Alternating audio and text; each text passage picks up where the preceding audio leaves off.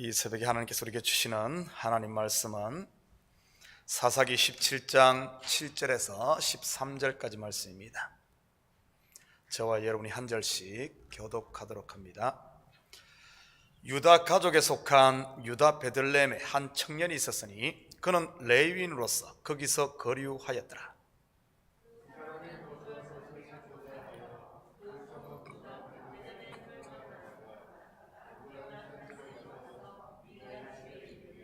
미가가 그에게 묻되 너는 어디서부터 오느냐 하니 그가 이르되 나는 유다 베들레헴의 레위인으로서 거류할 곳을 찾으러 가노라 하는지라.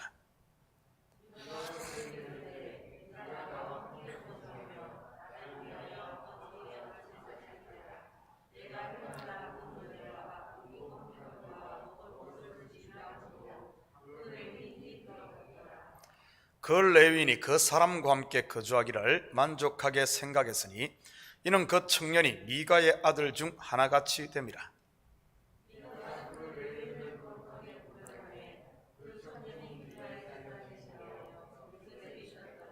함께 읽겠습니다.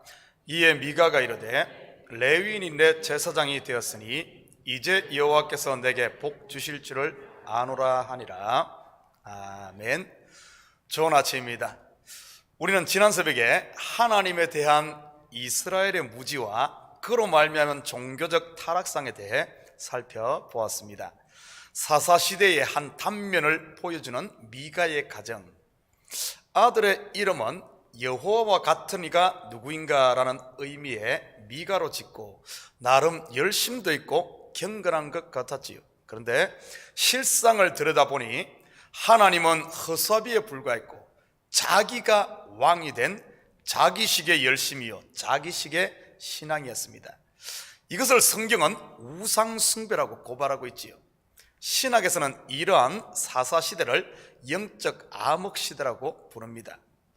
이러한 사사시대를 한마디로 정의한 것이 6절입니다. 지난번 보았지만 한 번 더 봅니다. 그때는 이스라엘의 왕이 없었으므로 사람마다 자기 소견에 옳은 대로 행하라 했더라. 오늘은 이어서 이 미가의 가정이 보여주는 또 다른 타락상 하나를 보도록 하겠습니다. 바로 레위 지파 곧 제사장들의 타락이지요. 7절 8절 같이 봅니다.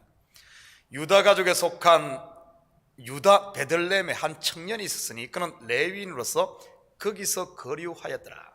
그 사람이 거주할 곳을 찾고자 하여 그 성읍 유다 베들레헴을 떠나 가다가 에브라임 산지로 가서 미가의 집에 이르매. 이 두 구절 속에는 이스라엘의 영적 상태를 암시하는 참으로 많은 힌트가 들어있습니다. 첫째는 당시 레위인들의 실상입니다. 원래 레위 지파는 하나님을 분깃으로 삼고 하나님의 성막만을 섬기기 위해 구별된 지파입니다. 그리고 그들은 성막에서 나오는 11조와 헌물로 생활하게 되어 있었지요. 그래서 하나님께서는 그들에게 다른 11지파처럼 땅을 분배하지 않고 오직 집과 그들의 짐승을 먹일 목초지만 분배했습니다. 7절에 거류하였더라. 8절에 그 사람이 거주할 곳을 찾고자 하여. 무슨 말입니까? 레위인들이 먹고 살기 위해 떠돌아다닌다는 이런 뜻입니다.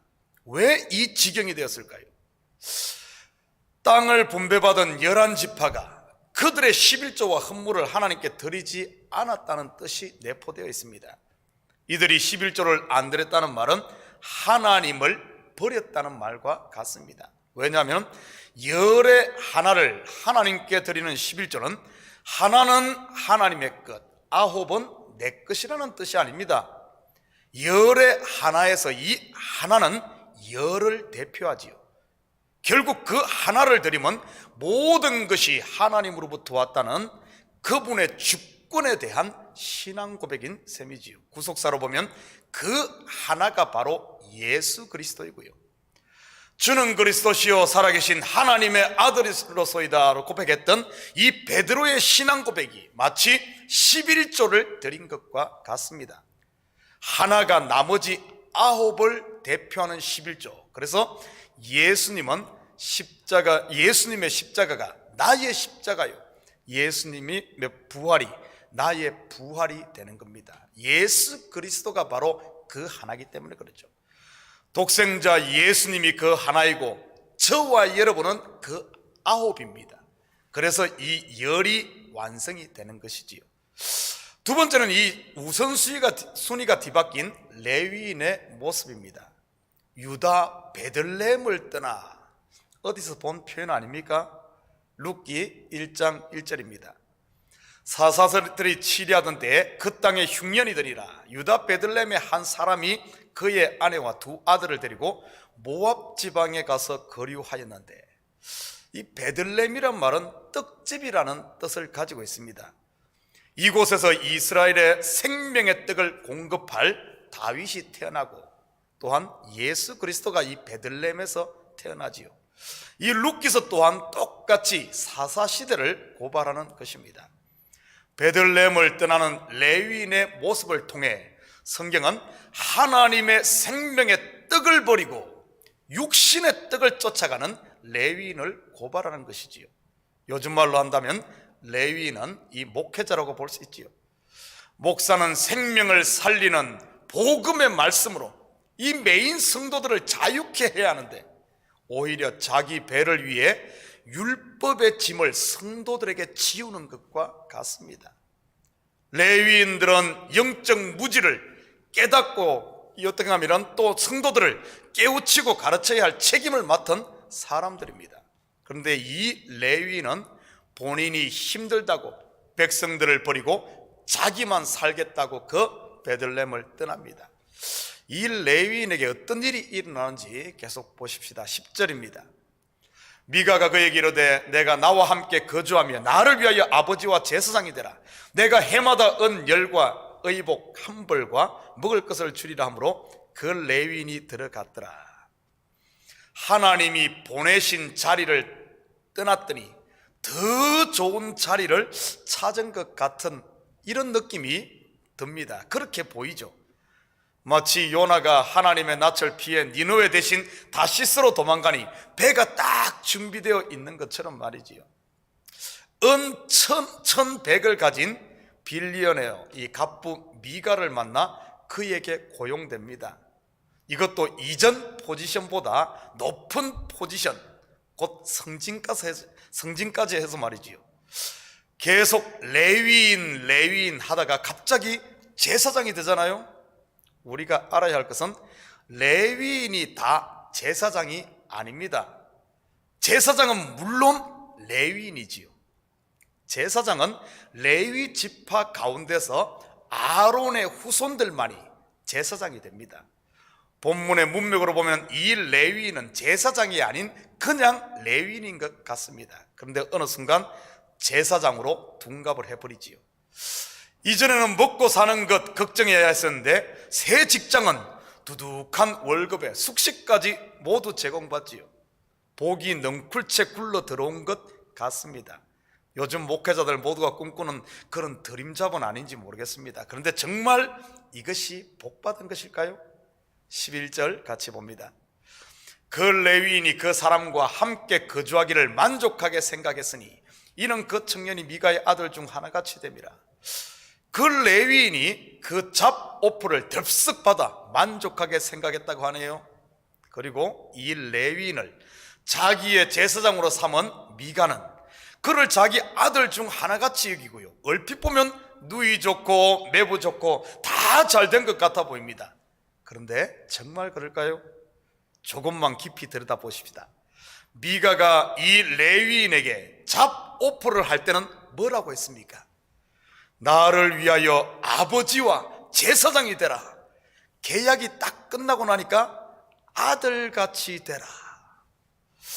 아버지가 갑자기 아들이 되었네요. 무슨 의미인지 감이 옵니까? 하나님의 율법을 백성에게 가르치고 백성을 옳은 대로 인도해야 할 아비요 서성인 제사장이 미가의 비위를 맞추는 그의 소유가 되었다는 이런 뜻입니다. 이 말은 하나님의 종이 사람의 종이 되었다는 뜻이지요. 이것을 신약의 언어로 표현하자면 사꾼이 되었다는 말입니다. 어찌 이 모습이 그 시대만의 모습이겠습니까? 부끄럽고 안타깝지만 지금 이 시대 목회자들의 모습은 아닌지 모르겠습니다. 10절에는 사사기의 저자가 숨겨둔 수수께끼와 같은 언어 유희 하나가 있습니다. 살펴보고 넘어가죠. 이 레위인의 봉급입니다. 은, 열과 의복 한 벌, 그리고 숙식이네요. 숙식은 그렇다 치고 은, 열과 의복 한 벌 합하면 뭐가 되죠? 11입니다. 우리가 지난 새벽에 미가가 훔친 어머니의 은이 얼마였습니까? 은 1100, 11, 110, 1100 같은 의미라고 했지요. 바로 11입니다. 12 완전수에서 하나가 빠진 미완성의 수, 완전수 7에서 하나가 빠진 수가 바로 6이듯이 말이지요. 완전에 미치지 못하면서 완전인 척하는 짐승의 수가 7에서 하나 부족한 6이잖아요. 666을 짐승의 수라고도 하지만 사람의 수라고도 하지요. 하나님이 아니면서 하나님 행세를 하는 인생들, 그리스도가 아니면서 그리스도인 척하는 적그리스도들, 구원자가 아니면서 구원자인 척하는 거짓 선생들, 모두가 666이요 오늘 본문의 11이지요. 여기에 무엇이 더해지면 완전해질까요? 바로 하나입니다. 그 하나가 무엇일까요? 우리 앞에 살펴봤던 바로 11조의 그 하나, 바로 예수 그리스도지요. 결국 예수 없는 모든 인생은 전부 666에 속한 짐승의 소유가 되죠. 그것을 요한계시록에서는 짐승의 표를 받는다고 하는 겁니다. 12절입니다. 미가가 그 레위인을 거룩하게 구별하며 그 청년이 미가의 제사장이 되어 그 집에 있었더라. 미가가 그 레위인을 거룩하게 구별하며, 이제 본색이 드러납니다. 레위인을 거룩하게 구별하는 것은 누가 하는 겁니까? 먼저는 하나님께서 하시는 일이지요. 그리고는 제사장이 다음 제사장을 세울 때 하나님의 권위로 율법을 따라 하는 것입니다. 그런데 지금 누가 이 일을 하고 있습니까? 미가가 하고 있지요. 안타깝게도 요즘에도 이런 일들이 하나님의 교회에서 비일비재하게 일어나고 있지 않나요? 스스로 하나님의 자리에 앉아서 하나님의 종을 쥐었다 놨다 잘랐다 세웠다 하는 모습 말이지요. 그 청년이 미가의 제사장이 되어, 지금 우리가 가지고 있는 개역 성경에는 청년으로 번역을 했는데 예전 성경에는 소년으로 번역했습니다. 이 말의 원어적 의미는 나이 어린, 미숙한 이런 뜻을 가지고 있습니다.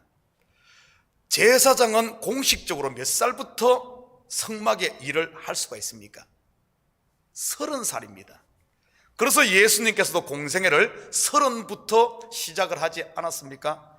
그런데 이 레위인은 아직 미숙하고 자격이 안 되는 사람입니다.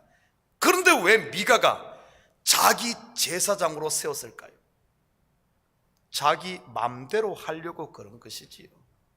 왜냐하면 자기가 왕이니까요. 혹시 여러분 가운데도 교회를 여러분 뜻대로 쥐었다 폈다 하고 싶어하는 분들은 없나요? 조심하십시오. 그런 마음이 내 속에 있다면 나의 영적 상태가 지금 사사시대일 수 있으니까요. 13절입니다. 이에 미가가 이르되 레위인이 내 제사장이 되었으니 이제 여호와께서 내게 복 주실 줄을 아노라 하니라. 겉으로 얼마나 거룩하고 경건해 보입니까? 여호와께서 내게 복 주실 줄을 아노라. 사실은 스스로 드라빔을 가지고 점을 치는 우상숭배라는 사실입니다. 내가 이렇게 했으니 하나님 당신은 나에게 복 줘야 돼, 나에게 상 줘야 돼, 안 주면 당신은 해고야, You are fire. 원래 복은 누가 빕니까? 제사장이 빌지요. 민수기 6장 22절 24절입니다. 여호와께서 모세에게 말씀하여 이르시되, 없어요? 예, 제가 읽어드리겠습니다. 민수기 6장 22절 24절. 여호와께서 모세에게 말씀하여 이르시되, 아론과 그의 아들들에게 말하여 이르기를, 너희는 이스라엘 자손을 위하여 이렇게 축복하여 이르되, 여호와는 내게 복을 주시고 너를 지키시기를 원하며. 그런데 이 사사시대의 이 미가는, 제사장은 꼭두각시가 되고 미가가 제사장 노릇, 하나님 노릇까지 다 하지요. 사랑하는 성도 여러분, 이 이야기가 먼 나라 이웃 나라 이야기 같습니까? 아닙니다. 바로 내 이야기일 수가 있고 우리 이야기일 수 있다는 사실입니다. 신앙생활은 1등을 향해 달려가는 게 아닙니다. 고지를 정복하기 위해 올라가는 것도 아닙니다. 신앙은 보내신 곳에서 자리를 지키며 인내하고 기다리는 것이지요.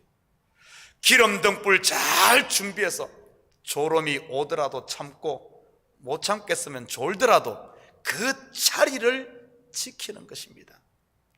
우리 신랑 예수님은 바로 우리를 보낸 그 자리로 찾아오기 때문이지. 여러분의 자리가 좀 불편하고 때로는 배고프고 춥고 외롭고 힘들다고 느껴질 때마다 우리 주님이 지신 십자가를 바라보시며 끝까지 믿음으로 승리하십시오.